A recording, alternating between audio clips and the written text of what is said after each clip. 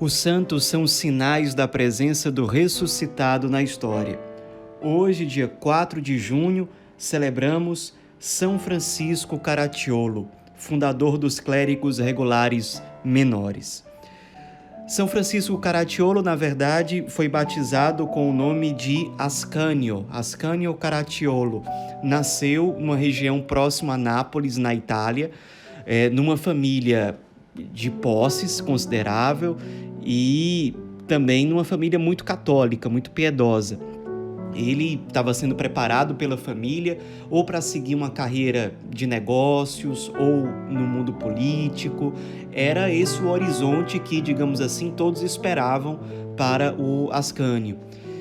E ele ia fielmente por esse caminho, estudando, se preparando, até que com 20 para 21 anos ele decidiu ingressar no exército, seguir uma carreira militar.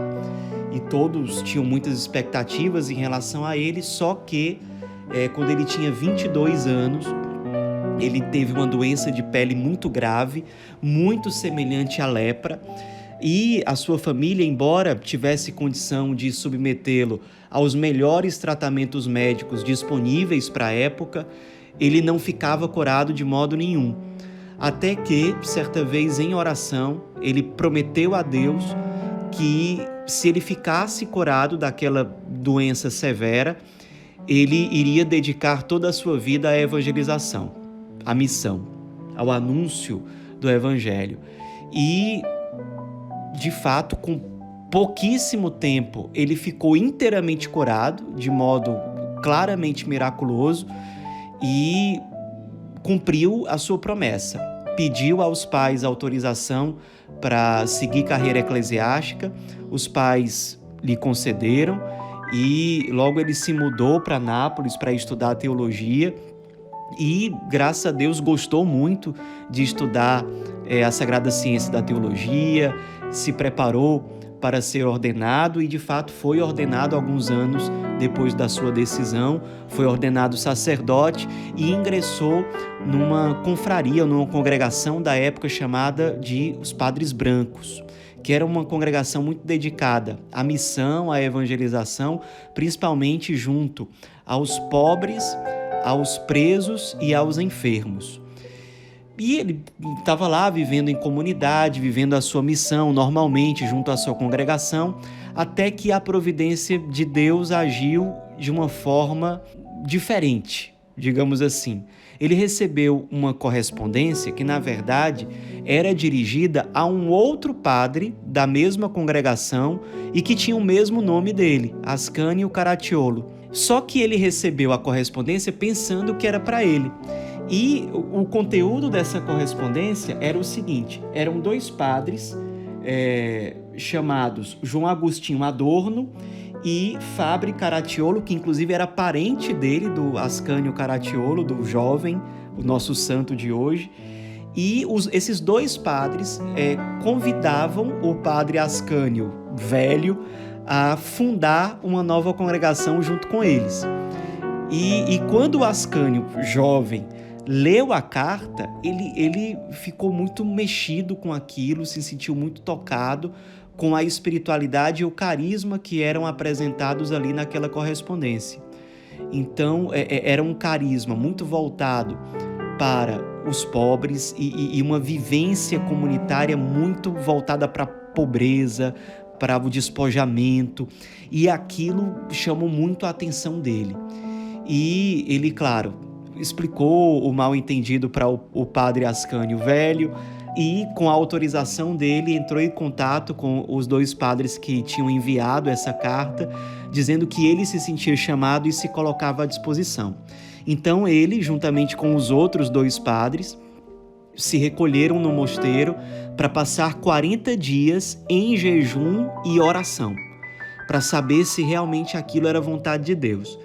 Terminados os 40 dias, eles decidiram propor ao Papa a fundação de uma nova congregação, apresentando o carisma, a espiritualidade, e o nome da nova congregação seria a Congregação dos Clérigos Regulares Menores.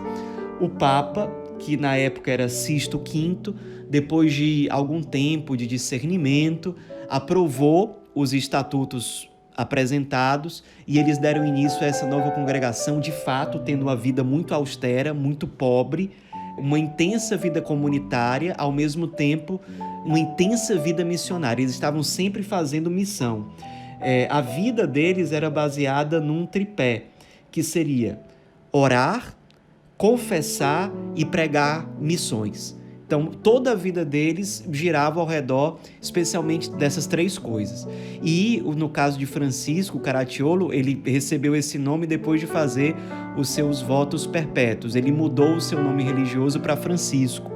E tinha uma vida realmente muito despojada. Ele, 3 vezes por semana, pelo menos, ele doava todos os alimentos que ele tinha direito na congregação, na sua casa de missão. Ele doava inteiramente aos pobres, muitas vezes doava suas roupas, muitas vezes ele foi visto, inclusive, pedindo esmolas na rua. Além de ter uma vida de oração muito intensa, era um grande pregador, um grande catequista, começava praticamente todos os dias a atender confissões muito cedo de manhã, agradava a ele especialmente o contato com os pobres. Evangelizar os pobres, confessar os pobres, conviver com os pobres, administrar os sacramentos para os pobres, era o que fazia arder o coração de Francisco Caracciolo. A vida comunitária também era muito intensa. 4 dias por semana eles não comiam carne de forma alguma, adoravam o Santíssimo todos os dias, 1 hora por dia em comunidade. Todos os padres da congregação adoravam o Santíssimo juntos e, além dessa hora de adoração comunitária, cada um adorava o Santíssimo Sacramento de modo isolado, de forma que eles estavam em adoração perpétua, né? A congregação, a comunidade, permanentemente tinha alguém adorando o Santíssimo Sacramento e, como a gente falou, 1 hora por dia, todos adoravam o Santíssimo juntos. Então era uma congregação profundamente eucarística, profundamente missionária, profundamente orante e profundamente voltada aos pobres. Isso eram as grandes características, e isso, na vida de Francisco Caracciolo, era ainda mais radical. Se a regra de vida a gente já poderia dizer que era exigente para todos, São Francisco Caracciolo se fazia ainda mais exigente. No amor ao Cristo, no amor à Virgem Maria, ele era profundamente mariano, e no amor aos pobres. Ele vivia de forma ainda mais intensa do que os estatutos da sua congregação propunham. Ele era grande figura de referência, ele era o fundador, mas mesmo assim ele muitas vezes exercia na vida comunitária as funções mais simples de limpeza do banheiro, de cozinha. Ele era muito humilde mesmo, de modo que todo mundo já sabia que ele era santo. Faleceu numa das casas da congregação no ano de 1608, mais precisamente no dia 4 de junho de 1608, e alguns séculos depois ele foi beatificado e canonizado no dia 24 de maio de 1807, dando um grande exemplo, um grande santo fundador que tinha um grande amor aos pobres e uma profunda espiritualidade, uma profunda pobreza. O nome Francisco foi honrado, com certeza, na vida de São Francisco Caracciolo. Que ele nos inspire com as tantas virtudes com as quais ele, pela graça de Deus, soube ornar a sua própria vida. São Francisco Caracciolo, rogai por nós.